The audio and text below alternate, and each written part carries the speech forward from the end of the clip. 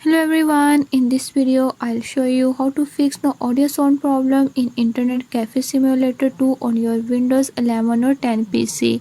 So to fix the audio sound issues, follow every step as I'm showing in this video, and don't forget to subscribe this channel. Hope so this will fix your problem.